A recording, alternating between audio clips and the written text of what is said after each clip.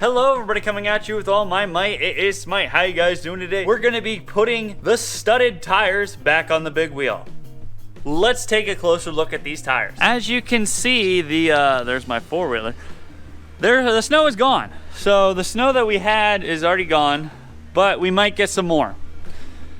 So what I wanted to do is put my studded tires back on because I'm pretty sure we're gonna get some snow. So there's my summer tire that I think I'm gonna go with. This is a 23 by 10.5 by 12. This is a 25 by 10. So it's gonna be a little bit smaller. As you can see, it's a lot bigger. I wanna go back to 25s on this bike, but I'm gonna look into getting a lowering link. I have to see how they work because the problem I have is right now I have a 24 up front and a 23 in the back.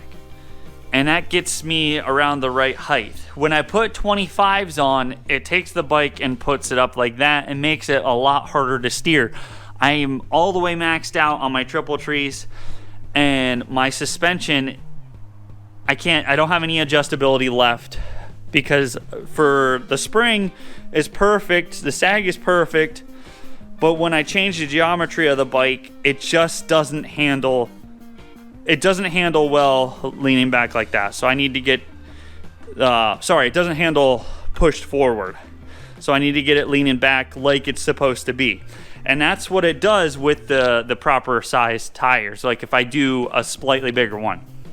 So in the front we got the 24 by 8, and right here we got the 25. I'd like to go the 25s again, and I want to swap out my tires. This is actually, I don't have a whole lot of complaints about this tire ever since I swiped it around, and then I took my hot knife and I cut these extra grooves in it. The tire actually performs really well, but it doesn't have studs. We want studs. So we're gonna get this studded tire back on there and looking snazzy again. These are the Obor Ripples, and I've literally just been sitting there all year. So you can hear that clicking. I don't know if you can hear it clicking because I have the mic faced the other way, but I can't wait to get these on there and we'll be ready for when there actually is ice. All right, so we got the tire pulled off. Our first step is to remove these so we can get the bolts and remove the wheel. So we have to take this adapter bracket, and very importantly, when we take these out and replace the adapter, that we put Loctite back on these. Now, these are only hand tight with a drop of blue Loctite, and that's all it takes to hold these in place. But if you don't put the Loctite on, they will back themselves out and start eating the inside of your caliper. Ask me how I know. That groove is not factory. That's how I know. All right, so we got the tire and wheel combo off of our axle, and I just wanted to show you something real quick. So this is the underside of the tire that flips up and fits right on top of there. So these both are identical rims. However, this one is supposed to be hub centric. Sorry, this one is supposed to be lug centric. This one is hub centric. So it's this middle hole, it sets on there, and it sets, and that's how it centralizes. It's pretty much the same. It's still kind of lug centric, but these are just straight through. Now these ones, let me flip this over. See, these ones are indented. You can see there's a little marring on there. I'm not sure if you can actually see it. So these ones are indented. So you need different lugs. But when this came, this was these are modified wheels. I modified these. This was out too far. I could not fit it over this. So this diameter was not the same. I could barely get it over. So I took a grinder, and this actually had like a 1/4 inch bump out. Well, when I put all the wheels back on, it was shifted because it ruined the offset. So to compensate, it just happened to be the very same size as this nut right here. So all I needed to do, and all I do is So you can see, I don't know if you can see that actually. There's a ring around here.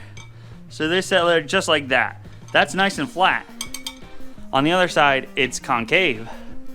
So, to compensate, we have this bad boy. This is a nut called an acorn nut. Not really, but it's corn acorn. So this will sit in the tapered hole. But to get our offset back, we just take this and we put this down. And we're gonna take and put all the nuts we just took off right back down on here. And that's going to make it so I get a phone call. Lost my train of thought. So all we're gonna do is we're gonna take these nuts, we're gonna spin them around so the flat edge is up, and this will give us the proper spacing. We're resting all of the weight on these lug nuts, but they're always on the lug nuts, even with the other ones. So this is a steel wheel, that is aluminum. I haven't had any issues. Until we have an issue, this is how we're running them. Some people said it was dumb that I should never have ground that out, but it ain't dumb if it works. The rear tire is off. I'm gonna take this opportunity to grab my oily rag and wipe down my chain real good while I can spin that. I just checked the bearings in my jack shaft and it is pristine. This thing was great. I'm very happy with it. It's very expensive. Cost me $600 to get this custom made jack shaft, but it's holding up really well to the wear, and that's how it was advertised as well. So the bearings are good. Gonna lube up the chain and slap on my tire.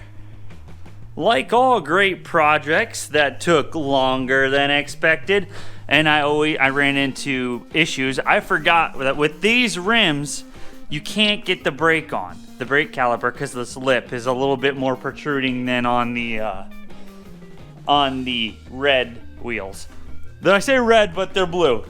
The brand is red. And I found something out. My brakes were shot.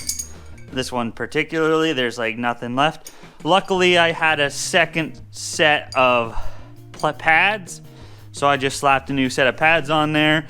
I had to unbolt this rotor, and that's why you use Loctite and hand tight, because they weren't going anywhere, but it was easy to break free with the proper tool. So I broke it free, loosened this up, slid my caliper on after I replaced the brake pads. I still have to tighten down these pinch bolts, but this is the floating side, so I push down the suspension so that gets all lined up. That one's already pinched down. And then the rear's on. I did notice, even though I have this aligned, it just touches a little bit. So I determined that I'm gonna have to run a standard chain, not an X-ring. So I don't run it much with the winter setup. So I'm going to probably, even though this tire is really good, yet, I mean, this thing is basically brand new. I did not put very many miles on that tire. I think what I'm gonna do is several things. I like that tire, but I want to run something different. I need a kickstand because this one broke off. So I'm gonna go check my dad's. He has one for his KX that bolts right on, it pinches on. However, I have to look at it because I have that cross member piece. So I have to see how it bolts on and if I can even fit one, or whereabouts I can fit one. So I want to do the lowering link, but I still have a very good tire, but I like the tire that's on my four-wheeler. So I have no idea what I'm gonna do, but I'm gonna look into a lowering link and a kickstand. But right now we're set up for winter. So hopefully we can get out and get some riding in, but there they are. Don't forget, the link in the description is for these awesome turn signals. I'm affiliated with them, and they're really cool turn signals. Super bright, super durable. So check them out. I did a video on them. But go to the website, get yourself a set of the ultimate dual sport turn signals, and use my coupon code. You get 10% off. Thank you so much for watching. Have a nice day, and God bless.